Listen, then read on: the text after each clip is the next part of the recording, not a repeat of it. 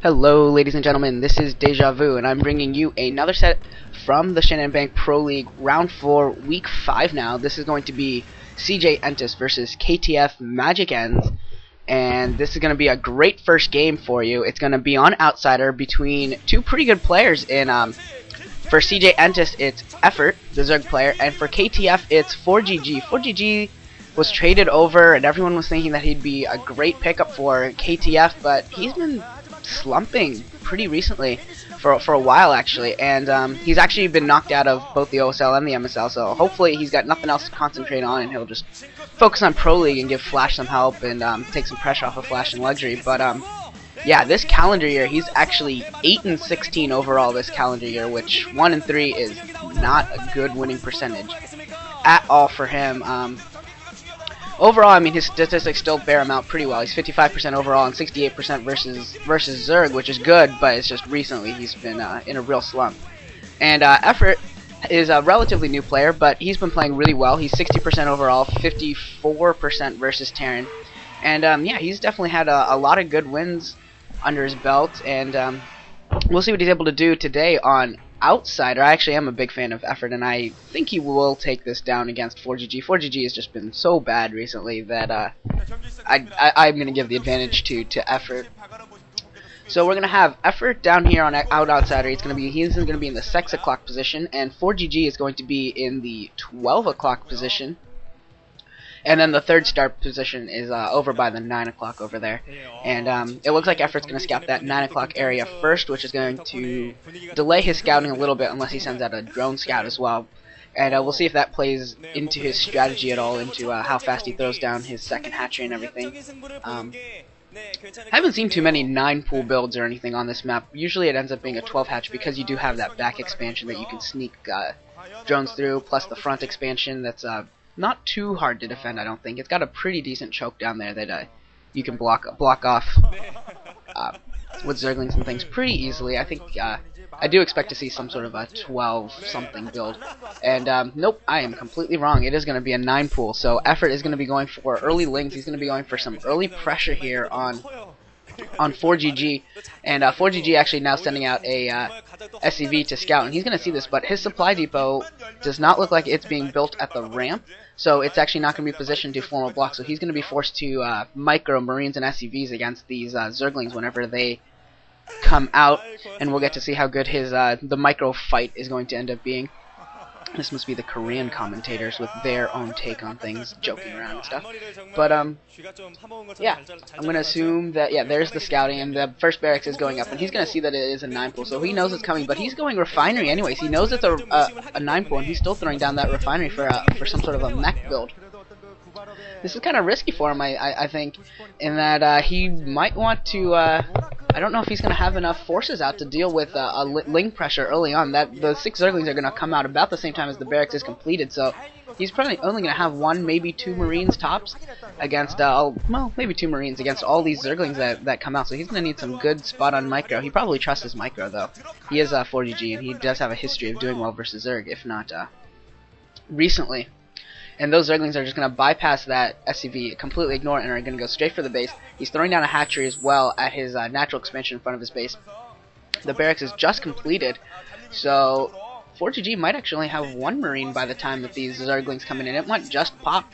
And yeah, we'll see how this goes. The timing of this is going to be very, very crucial. Yeah, here come 4 SCVs off the line to try and block this ramp, and they're going to be there just in time. But I don't know if a Marine's going to get up there in time to give support, or else a couple of these SCVs are going to go down. And one SCV goes down. That Marine is there helping, but all the SCVs are going down, and now the Zerglings are in among the Marines. They take down the last of the SCVs guarding the ramp, so now there's 4 Zerglings inside the base. They're going to get a surround on this first Marine. The first Marine goes down, a second Marine has been produced, and he's trying to get SCVs to block off the Zerglings, but he's doing only an average job, and this second Marine looks like it's going to go down as well, and at the same time he's using his Zergling to stop this SCV from building a factory as well, so he's doing a lot of harassment here. He's already killed 2 Marines and a few SCVs, but he's got 2 Zerglings left here, and 1 Zergling left now, so now this will get cleaned up by 4GG, but that was a pretty good harassment there. He killed, I believe, 3 SCVs, 2 Marines, and was definitely causing some hefty harassment there, so for 6 Zerglings worth, that was definitely a worthwhile investment for Effort. And he's also teching to layer, so this is going to be a 2-hatch build, I'm going to assume 2 hatch mutas. He guess he could go 2 hatch lurkers, but I'm going to assume 2 hatch mutas. Unless he throws down the 3rd base soon. And he's throwing down a creep colony at his expansion just in case ForGG went for some kind of counterattack with bunker and a few marines or something like that, and bringing some SCVs off the line. So that creep colony is there just as a preventive measure, which is definitely a good idea for him. And now we see ForGG throwing down a starport. No machine shop on that factory. That factory is not producing. Okay, now it's producing something. Just going to produce a vulture, but and 1 vulture already out and gonna get fended away by that creep colony. But that starport is really, really early. I wonder if he's going to be going for whether this is going to be for wraiths or for dropships, or if he's doing something really crazy and going like the fantasy Valkyrie build or something. I suppose that is possible too. And this is going to be 2 hatch Hydra lurker, not Spire. This is going to be for lurkers since there is no Spire going up, just the Hydralist and finished, and the layer has been completed as well. So he's going to be researching lurkers, going to get out some Hydras, and move out from there. He's also sending a drone to the bottom, well, towards the 7 o'clock position or so. He's going to throw down another expansion there. I think he has 2 drones there, so he will be forcing a drone through, maybe not. And ForGG is also throwing down a 2nd starport and a control tower on the 1st. So that control tower, I mean, if he was going for side vessels, I would expect a science facility going up, not a 2nd starport. So this, I think, is going to be dropship play plus something else. We'll see what he decides to do. Yeah, he is building off of that 1st starport, so that is going to be a dropship unless they have. Yeah, I don't see anything else out right now. I don't see an armor and anything for Valkyries, so that is going to be for dropships. And this vulture is going to get caught by Hydras, and then no, the vulture is able to run away. And the vulture is going to be risky. No, okay, the vulture is just running away straight up. And yeah, it's going to come down to this early. I think there's going to be a vulture drop for ForGG. We'll see how much damage he's able to do. And now Effort's throwing a base back at his back 3rd, but that's going to be a mineral only. He didn't bother to trick a drone through, because if he had tricked a drone through, he could have gotten and taken a mineral plus gas or a double gas expansion back there. But he's just going to take the mineral only and use the easier to defend path. And the dropship is out moving down on the right side of the map. I don't think Effort sees this. I don't think he has any idea that this is coming. He's not really reacting to it too much, although he doesn't really have too many forces on the field, although those Hydralists are coming back, so maybe he did see it with that Overlord. He might have just barely clipped it or something with his vision.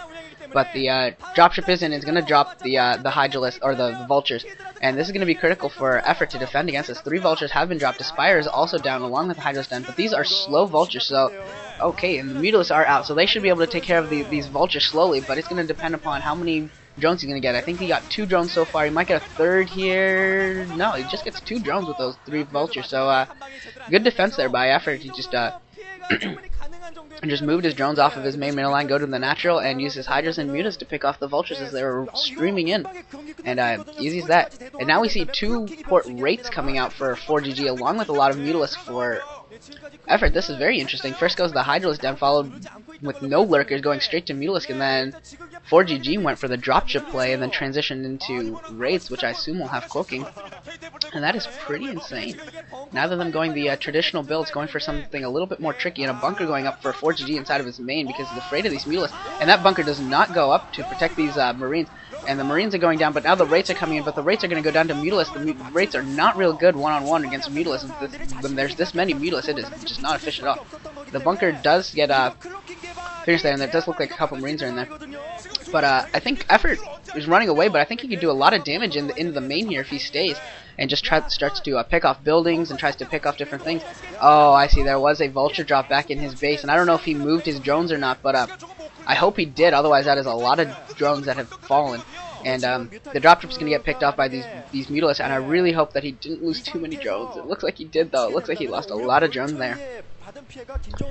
But so yeah, he's gonna have to use these Mutalisks to even more effect and get even more harassment done in order to offset the loss of that drone line. Really, he lost almost his entire drone line, it seemed there. He's gonna have to replenish that. There's no way he can stay in this with just like 1.5 bases worth of drones here. And he's going to try and pick at this refinery and play games with these wraiths. And some Scourge coming out now as well for Effort. ForGG moving down, but he's going to run right into these Scourge. This could be really dangerous for him. Oh,